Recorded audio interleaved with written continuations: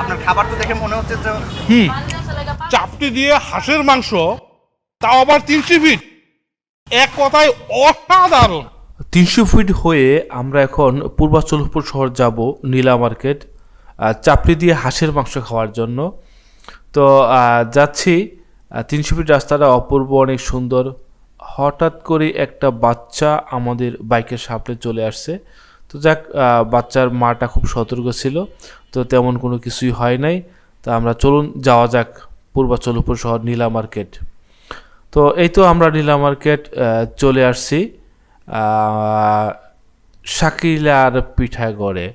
তো আমরা আসলে হাঁসের মাংস দিয়ে চাপটি খাবো এই উদ্দেশ্যেই আসা।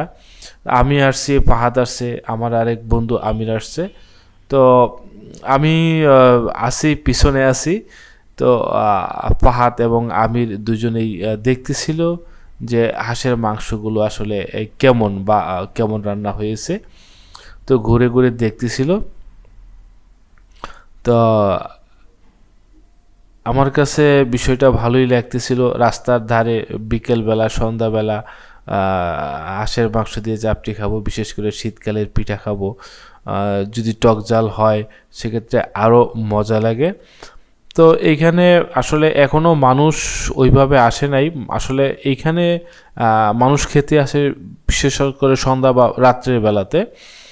তো আমার বন্ধু ফাহাদ সে সবগুলো দেখতেছে যে আসলে কতটা সুন্দর করে রান্না করা হয়েছে।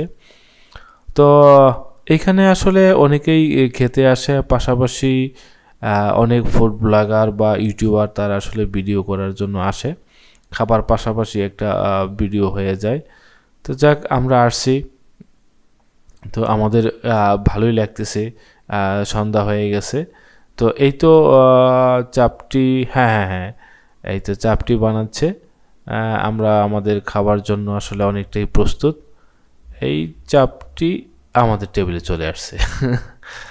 আমি আর আমার বন্ধু আমির দুজনে খাচ্ছিলাম, আর ফাহাদ মোবাইলটা ধরেছিল ভিডিও করার জন্য। এই জন্য ও পেছনে আছে। আসলে এই পরিবেশটা, মানে পরিবেশটা আমার কাছে খুব অনেক অনেক ভালো লাগছে। কারণ আসলে পরিবেশটা আমার কাছে অনেক সুন্দর লাগছে, আসলে ন্যাচারালি পরিবেশে।